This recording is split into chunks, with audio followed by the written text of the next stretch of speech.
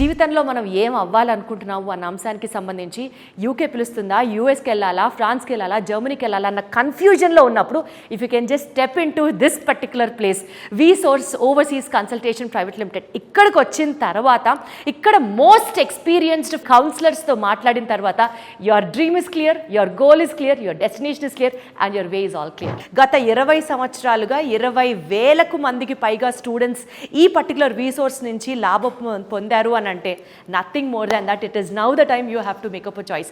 So ఇప్పుడు మనం ఈ ఫస్ట్ ఫ్లోర్లో ఉన్నాం, ఇక్కడ నుంచి నెక్స్ట్ ఫ్లోర్కి వెళ్దాం, అక్కడ ఏం జరుగుతుందో తెలుసుకుందాం. చాలు.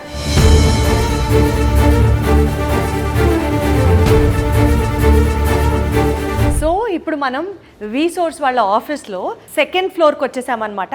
ఈ సెకండ్ ఫ్లోర్ అంతా ఏంటంటే బేసికల్గా processing and applications filing floor. Like for example USA, UK, Canada, Australia, ఒక్కొక్క కంట్రీకి ఒక్కొక్క ప్రొసీజర్ ఉంటుంది, ఒక్కొక్క దేశానికి ఒక్కొక్క అప్లికేషన్ విధానం ఉంటుంది.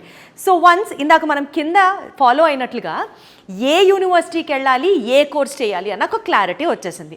ఆ యూనివర్సిటీకి సంబంధించి ఫీ ప్రాస్పెక్ట్స్, ఆ ఫీ ఎలా పే చేయాలి, బ్యాంకింగ్ లోన్ ప్రాస్పెక్ట్స్ ఏంటి, విధి విధానాలు ఏంటో గ్రౌండ్ ఫ్లోర్లో తెలిసేసుకున్నాం. సో మనకి క్లారిటీ వచ్చేసింది ఏ యూనివర్సిటీకి వెళ్ళాలి, ఏ దేశంకి వెళ్ళాలి అని.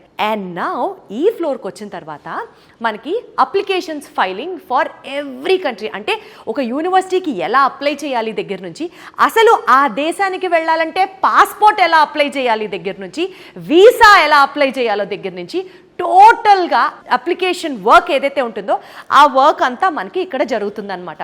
మోస్ట్ ఇంపార్టెంట్లీ ఇక్కడ నేను మీకు చెప్పాల్సిన పాయింట్, ఒక యూనివర్సిటీకి అప్లై చేసిన తర్వాత విత్ ఇన్ 24 hours ఆ యూనివర్సిటీ దగ్గర నుంచి ప్రాస్పెక్ట్ సంపాదించడం వీళ్ళ గొప్పతనం. Point number 1.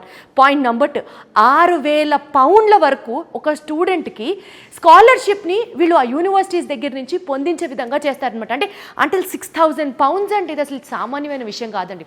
ఒక స్టూడెంట్ క్యాలిబర్ని బట్టి, ఒక స్టూడెంట్ పర్సంటేజ్ని బట్టి, ఒక స్టూడెంట్కి ఉన్నటువంటి ఎక్స్పోజర్ని బట్టి ఏ యూనివర్సిటీ ఎంత మ్యాక్స్ స్కాలర్షిప్ ఇప్పించగలదో వీళ్ళు పాపం ఆ బాధ్యత అంతా తీసుకుని ఒక స్టూడెంట్కి స్కాలర్షిప్ ఇప్పిస్తారు. అది కూడా 6,000 పౌండ్ల వరకు ఇప్పిస్తారనమాట. ఇప్పుడు ఇన్ని ఫ్లోర్స్ చూశారు కదా వీసోర్స్ వాళ్ళ ఆఫీస్ గురించి, వీసోర్స్ వాళ్ళు అసలు ఏం చేస్తారన్న విషయం గురించి మీకు క్లారిటీ వచ్చింది కదా. ఒక 3 టేక్అవే పాయింట్స్ మీరు గుర్తుంచుకోవాలి. ఫస్ట్ ఆఫ్ ఆల్, ఒక స్టూడెంట్కి 100% వీళ్ళు చెప్పినటువంటి పేపర్ డాక్యుమెంటేషన్ కనుక మీరు ప్రొవైడ్ చేస్తే 100% వీసాని తెప్పించే బాధ్యత వీళ్ళదే. 100% ఒక యూనివర్సిటీకి దగ్గర నుంచి అప్ టు 6,000 pounds వరకు స్కాలర్షిప్ని ప్రొవైడ్ చేసే బాధ్యత వీసోర్స్ వాళ్ళదే. And most importantly educational loan కనుక మీరు అప్లై చేయాలి అని అనుకుంటే 100% నాన్ కొలేటరల్ ఎడ్యుకేషనల్ లోన్ ఇప్పించే బాధ్యత కూడా వీసోర్స్ వాళ్ళదే.